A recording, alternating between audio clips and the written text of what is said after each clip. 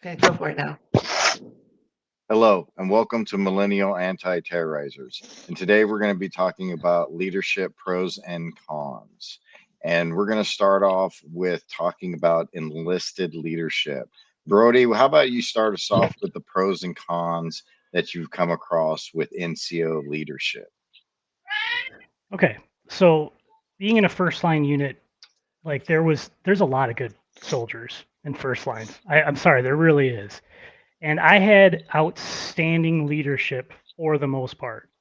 Um, they were very firm, but listened and understood and cared. And it was a huge difference from, say, my National Guard thing that I went through in Afghanistan. Um, all of my sergeants, NCO specifically, were very perceptive and had been through the trenches and had done all the stuff that I was going to be doing, and they did it professionally, very, very professionally. Um, some of the things that they would always do is just take the time to actually work on your weaknesses and your strengths. I mean, we did, like the paperwork thing where they what evaluations and all that kind of stuff monthly. That was always helpful, but I think they took it a step further and always made sure to check up on you constantly. Um, Deployments, superb. Uh, I've had a couple instances where stuff has failed, emotions have gotten in the way, uh, but that's neither here nor there because they were outstanding. First Armored Division, 1-1 Cav, outstanding leadership. Uh, some of the things that I did see that are probably universal is when an E4 becomes an E5. That, to me, seems to make or break an NCO. Because once they get E5, I don't know what it is, that power struggle, they finally earn their spot where they can order people around and it just goes to their head. And in the Army, you try to move them out of that unit or platoon to a different place where it's kind of fresh and there's no like buddy buddy system with lower enlisted. Um, but that's where I see like a lot of breakdown in the leadership, and that's very early on in the NCO ranks. So it's to be expected. Uh, we did have one NCO that got auto promoted to E5 because he had been in for like 16 years, and it like there's something in the army like if you're in that rank E4 for so long, you just automatically get promoted to E5. Even though he didn't pass the NCO board, he didn't meet any of the qualifications except for just the time and grade. That was also an issue. That needs to get the fuck out of the army. There's no way you should be auto promoted and earn or not earn NCO rank. Um, a lot of the platoon level like or higher first sergeant, that type of stuff. Um, it gets muddy in the eyes of enlisted below like E4 or below. You don't know fully what's going on and why they're doing what they're doing, and a lot of lower enlisted just need to like ask. I think most of the problems that I ever seen were people that were just getting sick of what we were doing and had no real idea of why we were doing it. And the more that you get involved with that process and learning, your platoon level, your company level, or higher, the mission, it it creates more of a bond to the unit, and then you start realizing why you're doing it. Um, our NCOs always broke it down all the way to squadron level. We knew exactly what the mission was. That made the lower enlisted a lot more effective because they're not just getting barked at orders. It's they're getting barked at orders, but they know why. So I think the more communication, the more planning, the more detail oriented stuff for what your unit as a whole is doing, it alleviates a lot of the bad leadership. So I don't know. That's my take on it. Um, what about you guys? How do you guys feel about that? No, I want to touch bases on that. I agree with you on there's always the pros and cons regardless when it comes to that stuff. The communication I agree with the most. I remember them always saying, as a Lance Corporal below, it's like, it's none of your business. You just do what you're told. And it really kind of resonated back to childhood, seriously, like right there in the moment. It's like, really, that's like something my parents would tell me. But if we knew more, I mean, obviously, we still want to ask questions as an educational thing, but we wouldn't back talk as far as when we say we ask questions. Like, well, why do you want me to do this? I'm like, it doesn't make sense. What's the purpose behind of what we're doing? Because if you want us to feel like we have meaning in what we do, I think it comes back to when you say communicating, hey, we're doing this because this is going to help support this mission A, B, and C, or this is also going to help somebody else. So that way they're more efficient, especially when it came to like wartime. So I agree with you on that, Brody. But another part too that you touched up too is just people picking up rank, even if they're not like worthy of that rank because they don't represent the leadership. It's just, oh well, you've been in so long, well, we just have to kind of give it to you, even though you didn't earn it. I saw that a lot. Not with the sergeant, that's really crazy. But definitely in the Marine Corps, especially when you're PFC private all the way up to corporal, that's the time in grade. And then people pick up to a certain point. Now that you have to, when you go to pick up our E4, that's when now we have scores. But there's the downside of that too, in having the scores. It depends on your job if the score is going to be higher than most jobs. So, example, I was motor T. I know Alex can relate to this. It was always so freaking high that you could barely pick up sergeant. So you had to do all these like MCIs. You had to go to corporal's court, whatever it is that was going to give us points towards getting the score higher because they always came out with a specific score. Whereas some MOSs, because they needed certain leadership because they were either very low or it's just a job field where it's just really easy to pick up, like cooks and stuff too. They were just picking up through the rank like it was nothing, like it was just given out like candy. So that really upset me because it goes back to, well, yeah, you now picked up because just because you have the score, do you truly represent the leadership that we need right now and then? And when I think of going back to Iraq, there was a couple incidents where it's like you're in this leadership position now. Now our lives are in your hands. Can you handle this? And there's so many times where people would fail, but then at the same time, this leadership was picked from another higher up, for instance. So they knew who they wanted to pick. That knew that was gonna make sure they take care of the convoy or whatever it is, the mission at hand. That they're gonna take this seriously and they can handle the job because they've been given these tasks prior to versus just being jumped right into it. So that's things I've noticed the most when it came to the enlisted side of things. Alex, what do you think about that?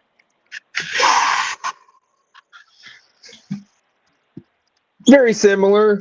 Like we had that same, everybody has that same like hurry up and do this and hurry up and wait, and you're like, why the fuck are we doing them? And then but when you have a unit, our unit was kind of decent at that too. Like especially being motor T, it's like, hey, yeah, what am I sending this? I need the info, the deep, plot, middle, beginning, end. I'm carrying what I'm carrying and who I'm taking it to, where I'm going. It's just it would be, we would look at it like giving out any information on situations like that. So they'd always let us know. At least our sergeants would always let us know. Corporals would be like, "Hold on, guys, we're gonna go find out." Come back with one of the sergeants. Hey, dude, this is what we're doing tomorrow. Uniform inspection or gear inspection, or hey, we got a shit ton of runs, and yeah, we'll just let you guys know now. You're going to be doing a bunch of ammo tomorrow all day. That's it. Or you're going to be here. That like they'll just let us know. Like, hey, dude, you guys just be prepared for tomorrow. Y'all's are going to be out of the fucking motor pool doing shit. And ain't nobody going to have time for chow or whatever, relaxing. Because like that'd be like big field ops coming up. Because they always be staging it in our motor pool. So you don't, and then this kind of also goes back to that incident I told you guys a few vids back about my sister accidentally driving on to the post with the weed. So they I made me remember. take that. They made me take that.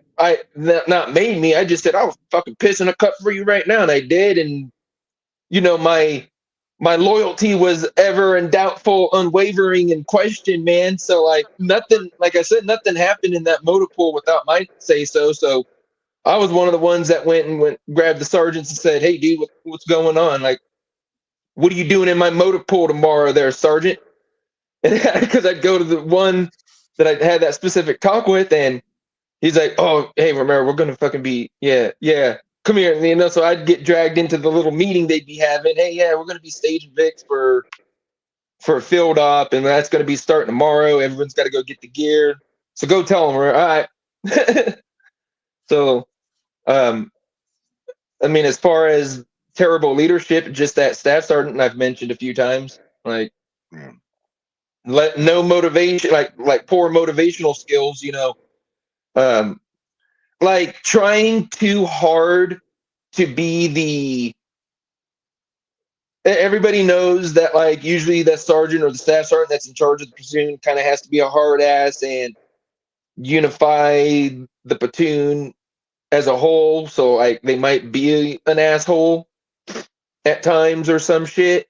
I think she was just trying too hard at that because it was like, bro, everybody in the platoon hates you so much not to unify us. Like, we're gonna fuck you up one of these days. You better get the fuck out. Like, it was one of those transferred her out at that point because the shit she was doing was just poor leadership, not, you know, just stuff that you wouldn't be doing, a little too far and beyond. Um, I guess you could chalk it up to just being too old school too, because this was kind of at that phase, like Mhm. 2010-ish, 2011. 2010 sort of was when they started really going, hey, the hazing and the ITing and shit like that.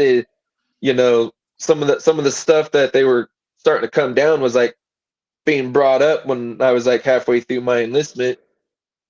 So I guess she was a little too old school fucking Marine Corps, I guess. But I mean, like I said, just the stuff that we didn't really respect her as her rank and title and everything. It was just like you don't know how to treat people. You don't know, just in general, you don't know how to treat people.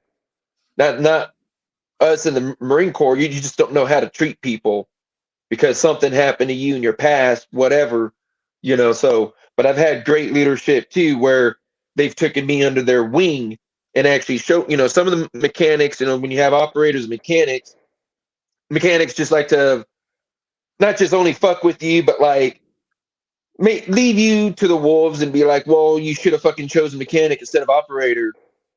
Kind of, the typical dick mechanic. But you'd have a few of those guys that like I would cling to the mechanic guys a little bit more because of some of that, because they'd give you a hard time and all. But I've had mechanic guy like we had this thing in our unit where we would have all the junior Marines pick someone that they can rely on to be like a mentor and kind of help guide them to, the next rank up. So, you can pick up corporal next, or so you can learn more about the job. And I would always go snag one of the mechanic guys and just go hang around. And that's when I would just go hang around them. Hey, these guys are kind of dickheads, but they're just being hard on us because we're not mechanics. So that's a typical mechanic. My uncle's like that. And I would just hang around them and shit, and I'd snag on one of the corporals and say, "Hey, dude, I want you to be my mentor." And it would be just, well, you guys are always giving us a hard time. Why don't you choose one of the operators? Well, you guys are giving us a hard time all the time and always telling me to figure out and learn how to do. Well, so what better than to choose one of the corporals of the mechanic side to be my mentor for the thing that Sergeant wants us to do? So I'm gonna go. So my mentor was Corporal Dormany, and he was one of the dudes that when I went to Afghanistan in 2011. Over time you end up he got traded out to another unit. It was his time. He went back to the East Coast, but I ended up serving with him and coming across him in Afghanistan in 2011, and he was a sergeant then. And just funny how we brought all this up, because a few weeks ago I was just looking him up, and he's all the way up there at the first sergeant level now, so he's a lifer. Oh, And that's good. so I mean, I've had some good guys there, but those few people that are in those real high positions, they kind of tend to let the kind of get there. And like I said, when they choose that, I'm gonna try to be the hard ass.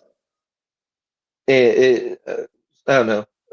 There's Yeah, just a couple individuals that played it a little too hard, and you're like, yeah, I wouldn't want to be in a combat situation anywhere or follow you in a battle anywhere, because you'd be the one getting me killed. Plain and yeah. simple. That was just Well, on the enlisted level, though. yeah.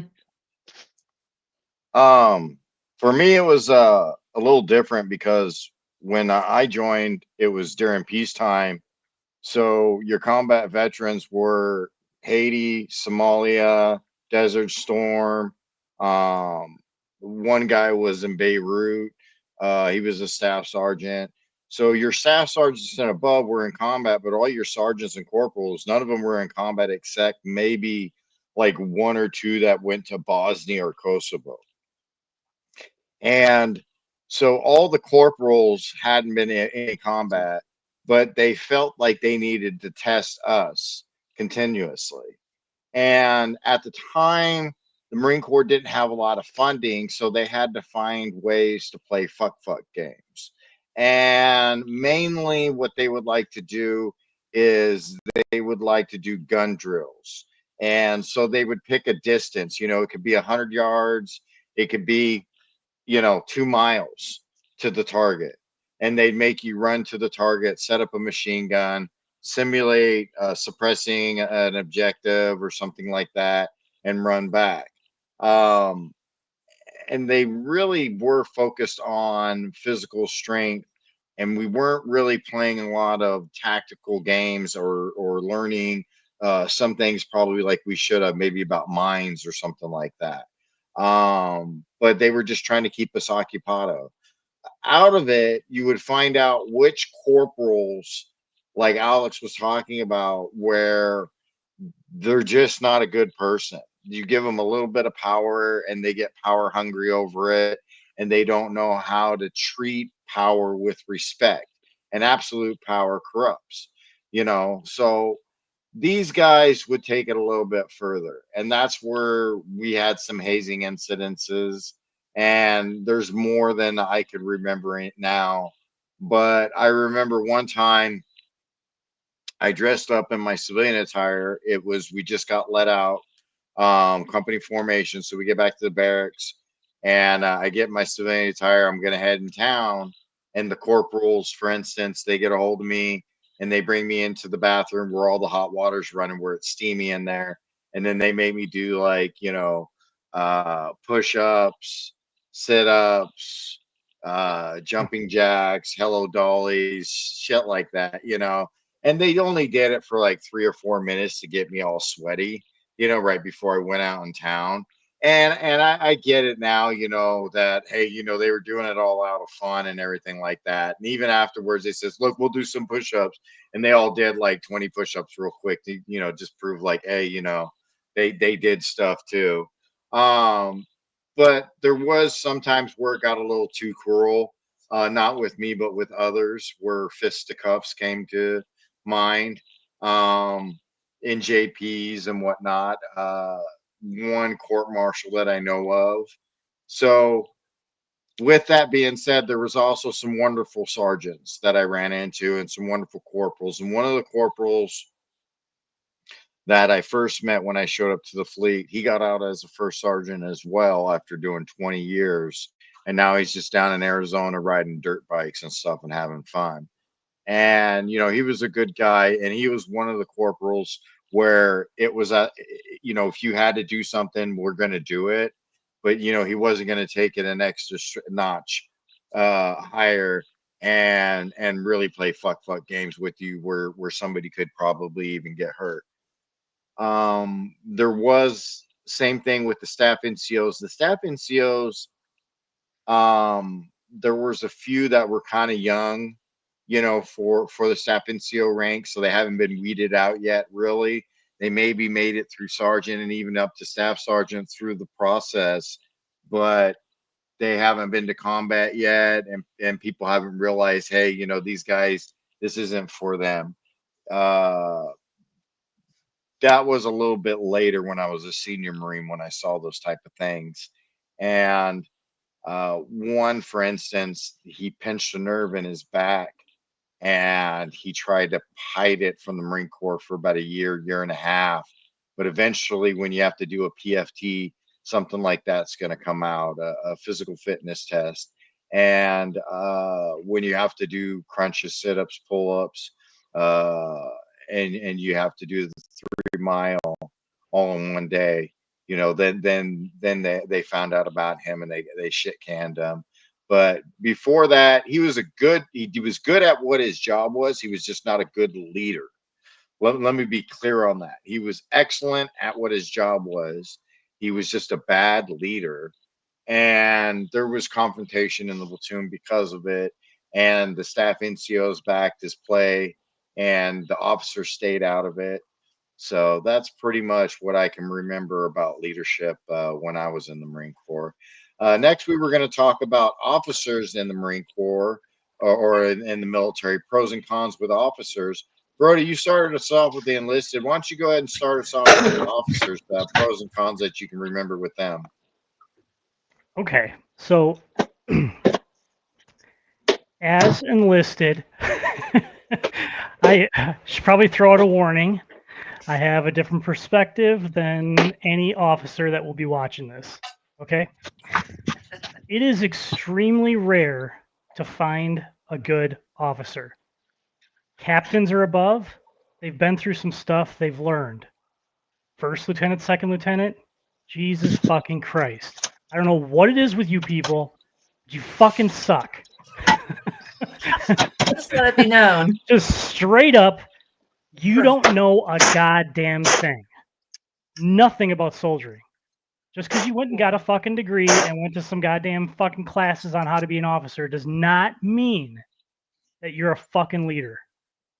Now, I will concede 100% that you know tactics. You are definitely in charge of the major overall decisions. I get it. But as far as being in the shit, you fucking know shit.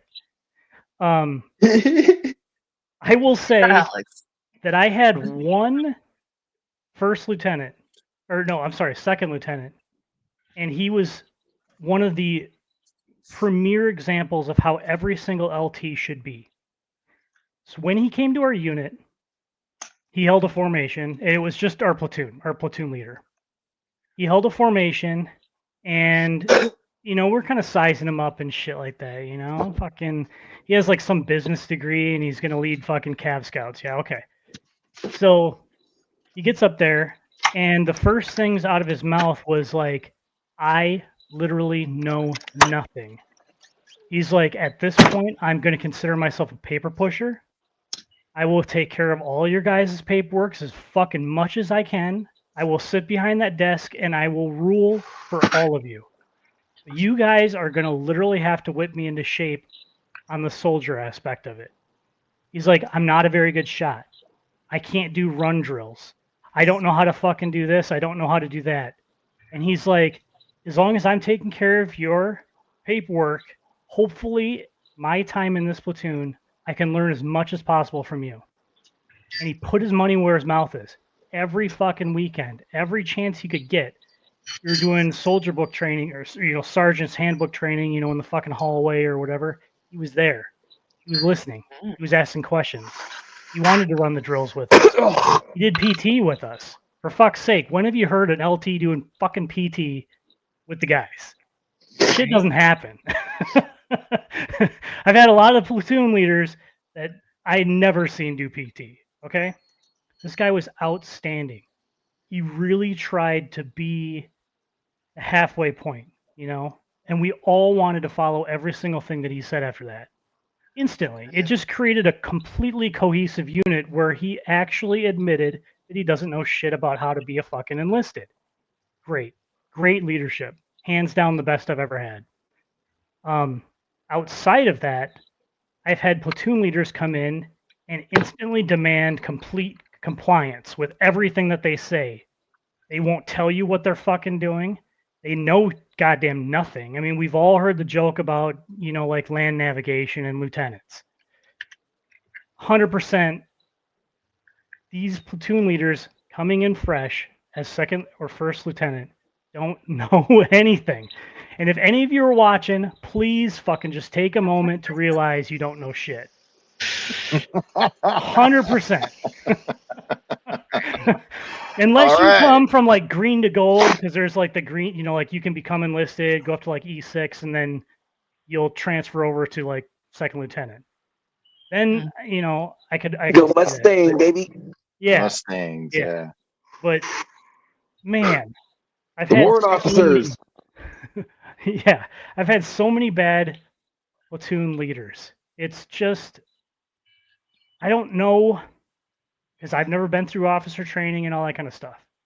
And I would absolutely have to follow their word and all that stuff. But if you don't make me want to follow you in any shape, way, or form, and or an E2 can second guess you and make sense, then something's fucking wrong coming out of those OCS schools. It's just, I can't control that side. I just know that I've had a lot of issues with lieutenants. Captains, it seems to kind of even out. Captains normally know the lay of the land at that point.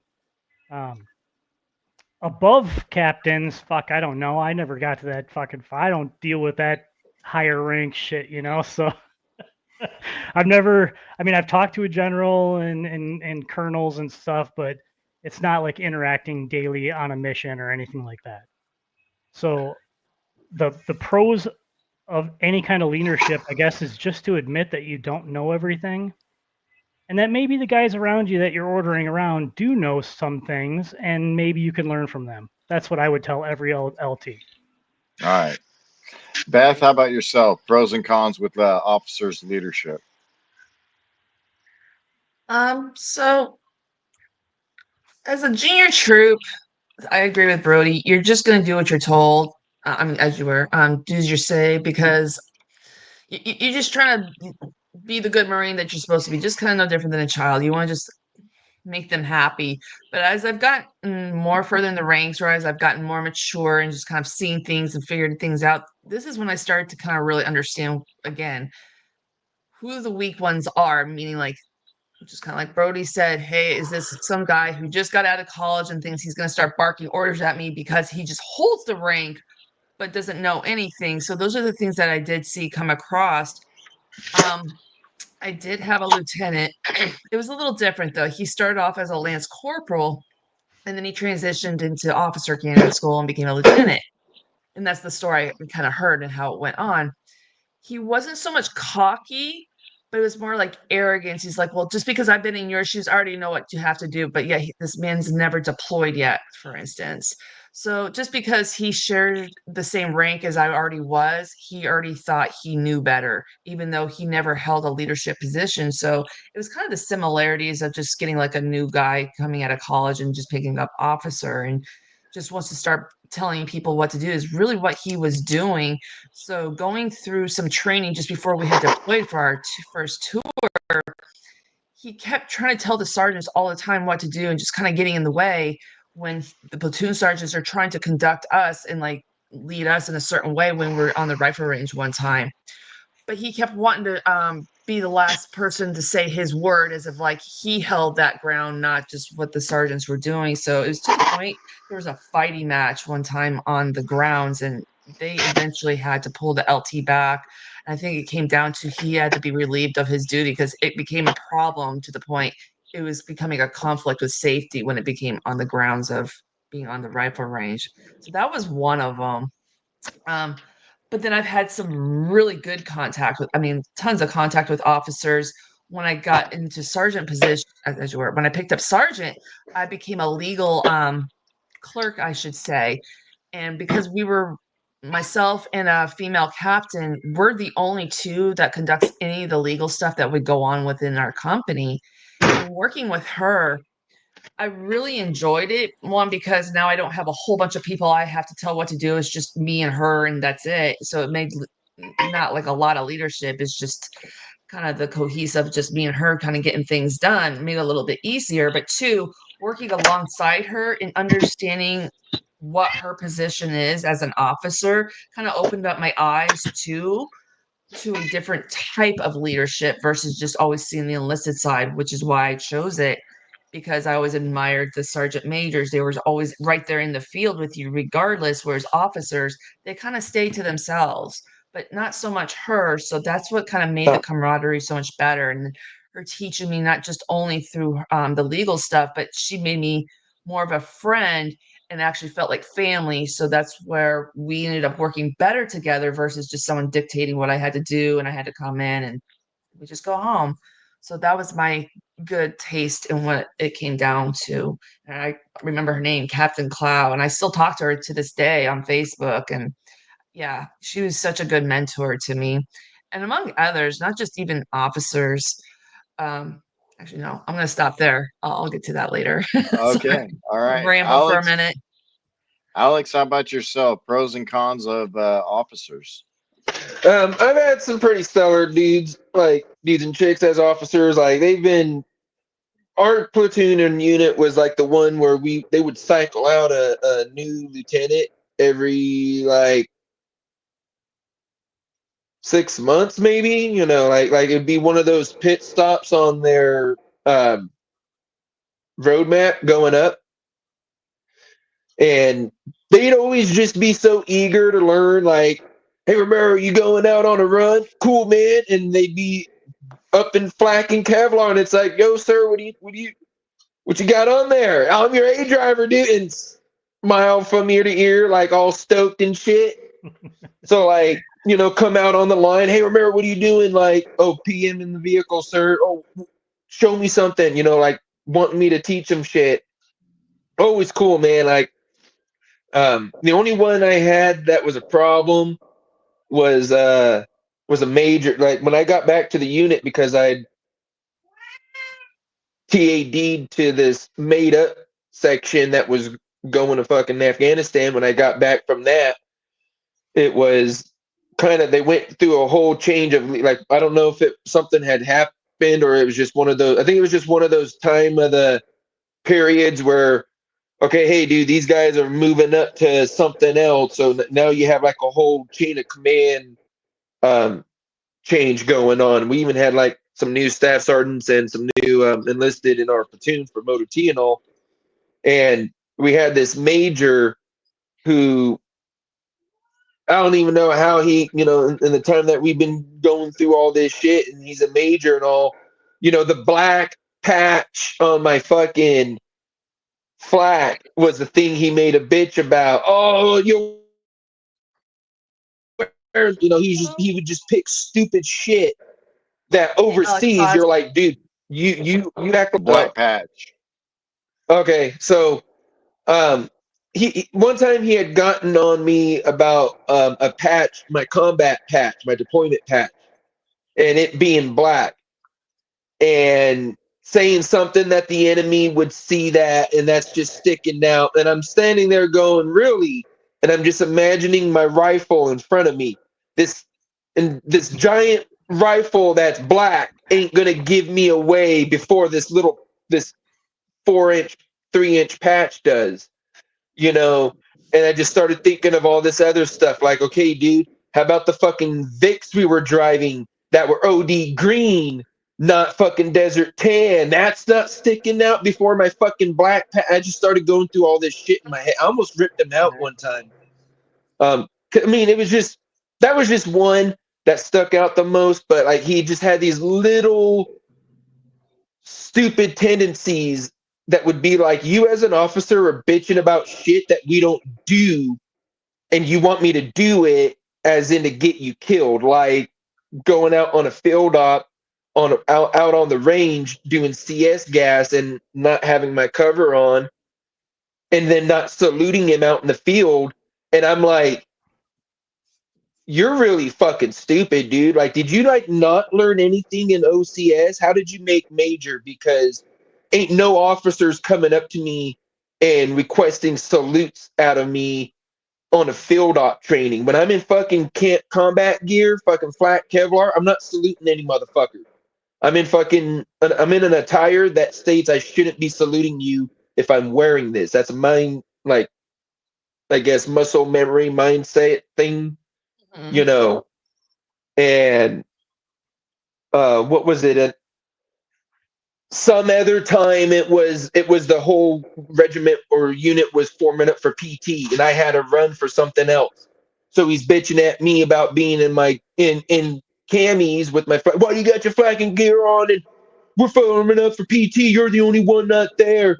And I'm like checking out my truck, and I've got my trip ticket in this. He just watched me walk from dispatch, and that's when I don't know which incident happened first, whether it was I think it was the black patch thing. That was like the third incident that had happened after the 1, 2, 3. And this was like within the spread of a week or two after I just got back from, like, probably about a week and a half after I just got back from Afghanistan and got that tent. So I'm like, I pulled one of my sergeants after the patch thing, and I fucking told him what I said about this being that big and black and the vehicles being fucking OD green and all this other shit. And I'm like, somebody better go fix this fucking major before I do.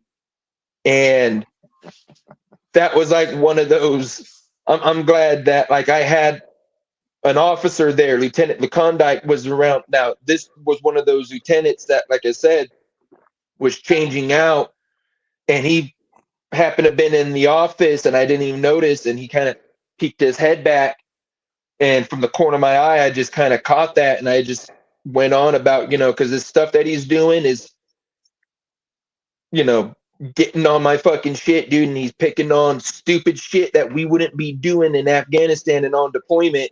And I'm looking at a couple of guys and this was that kind of era too, where, um, you either deployed or you haven't. And I'm Yeah. looking at a couple sergeants that haven't fucking deployed ever, or they Yeah. haven't, they either haven't deployed ever, or they went to like some other country, and that's kind of like being considered like a deployment. Like if you go out on a MEU, that's considered a deployment. Being stationed in Okinawa, I think, is a deployment station. Yeah. I'm not sure if they still count that. So, or they haven't gone in a long time. Like one of them had, he went to Iraq, but that was like his lance corporal years. So I'm in a platoon of guys and gals that haven't deployed anywhere, other than a handful of us that were just coming back. And that was my number one thing, was like, dude, this dude's just kind of ragging. I'm following orders on everything else, but now he's picking stupid bullshit, or he's coming at me because he doesn't know what the fuck else I'm doing. And it was like one of those, I don't know, I guess, like I was saying about that staff sergeant, like, here's the rank, let's flex. Like, I guess he had just picked up major too not long ago, so that's why they had transferred him out. Whoever, when you pick up rank and start moving up as an officer, they start sending you out to other units to continue out your training or your roadmap for what you got to do. So he was the guy coming in trying to prove a point or some shit. I don't know. Yeah. Yeah. Decided to fucking choose the guy that just got back from the fucking from the deployment to be like, I'm gonna fucking ride his ass. And someone had to go tell him, because it stopped after a while. But somebody had some of the other older cats that, like, second lieutenant Hatchet, she was another one from the S shop at our unit that I had ran into on deployment. So my deployment was like only 3 months. Hers was, I think when we spoke, 6. I think she was there for like 6 to 7 months or so. so she had came back a few months after I did, and again, some of that stuff had happened like in the beginning, but like I would just try my best not to be around the regiment office, always be out on the road so I didn't have to run into him. And then at some point when she came back, like that shit kind of fucking, I had another fucking freak out moment, and that was like one of those fucking. She went and handled it with the upper echelons and said, "This dude, no more." Because then I had a talk with her afterwards, and just bullshitting. It felt like, but like I said, we had been from the same unit, went to the deployment separately, ran into each other out there. She knew what I was up to and doing out there. Fucking came back and then started going, "Hey, dude, you guys are fucking kind of not realizing the sign." Like one of the first leadership since I got back that realized, "Hey, here's some signs, dude, and this guy's kind of fucking making it worse. And yeah, he's really picking stupid shit." So at some point, it just became like, okay, I've already gotten my we call it a vert packet because they wanted a early voluntarily like an early EAS anybody to get them out because they were cutting down on the military so badly. Yeah. So it was like, here you go, dude. You can get out like 2-3 months early. So I already had that packet in my hand, and I'm like, I'm already being told to push on. You guys don't want me to stay no more. So after that incident, like I didn't deal. Well, once she got back, I didn't deal with that major no more. So it's like, Jeez. I don't know, man. Like I almost feel the roles are kind of different. Like the higher the officer, obviously the higher the enlisted, the more like they know their shit. Don't fuck with them. They're gonna kind of have that persona. And the lower the officer and the enlisted, you're gonna be like, hey, what's new? And that's how all the lieutenants were, man. Like they were just like the privates, man. And the PFC's like, hey, how does this work? What's that? Whoa, Yeah. dude, hey, remember, we're supposed to go that way. Sir, do you want to go the normal way or the fun way? We're mudding today, sir. God, I have a story for you. And just, I mean, I've had some good leadership when they're at that, we give the lieutenants the biz because they're always lost in the sauce, but it's like, that's a good thing, dude. That's a good thing because they're coming to you for some advice sometimes. But these other cats that are in the higher rank and all, yeah, that power trip that I'm wearing the rank, so you must respect me. And the things with the officers is, rank is earned just like respect, and respect is given for the rank. But you don't want to just respect the rank; you want to respect the man that's wearing the rank. So Right. I'll respect your rank all day long, sir. And when I hope some of these young privates out here see me do this and somebody does it overseas on your deployment. But, that respect can also be given in multiple ways, given the situation. Um, and, that power trip ain't going to fucking give you respect. It's just going to make people stay away from you, not want to fucking follow your leadership, look at you as a bad NCO or a bad officer. And there's Yeah. other ways to be a hard ass. Being a hard ass is when is a situation dictates. I had a sergeant get on my ass over something who normally would never chewed me out for anything before, and pulled me aside afterwards and said, hey man, I'm sorry for doing that. I don't normally bitch at you Marines for anything, but we're under schedule. He going back to that, needing to know the information when it's crucial. We're under a tight schedule, Marine. You know what we're doing. We've got this and yada yada going on, and I've got my own stuff like this, and start giving me a little bit of info of what his role is and what more that I didn't really need to know because of my pay grade came from him on that side convo going, this is what we're doing, dude. And that's why I got on your ass about those dudes taking off, and I got on their ass about you know yada yada. So um there's always a time and place. There's always a route, I'd say. Situation dictates, and yeah, I mean, respect is respect. It's given, not earned. It's earned, not given, and it must be reciprocated, not neglected. So if you're being given respect, you should show respect back. And if you just want respect because of your rewards and achievements and your rank or your status, not what you actually who you are as a person as well, then you're getting the wrong kind of respect, and you're just gonna, like I said, you're gonna be just looked at as a negative NCO officer type. It was a little bit different for me. In some aspects, because like I said, nobody been deployed to combat, so there really hasn't been trial by deployment. They were non-combat deployments. The first officer I had, he was a bodybuilder and kind of guy. Excuse me. He was a bodybuilder type of guy, and he didn't spend that much time with the platoon. He didn't PT with the platoon, didn't go out to the field with the platoon that much. Because of those things, he wasn't that very good of an officer. And then when he was around, he was more of a yeller, angry. It just seemed like he was struggling with his command. Later on in the years, I heard he was in a bar and he struck a lance corporal, not knowing the guy was enlisted, and because of that, he got put on recruiters duty. This is right around the time that recruiters became an MOS. So back then, you could kind of not really be in the MOS to be a recruiter. You could just be sent there and assigned as a recruiter for a short period of time. I don't know if that was true or not, but I do know he did not go to the field with us that much. Another officer that I had was luckily to be deployed to combat with him.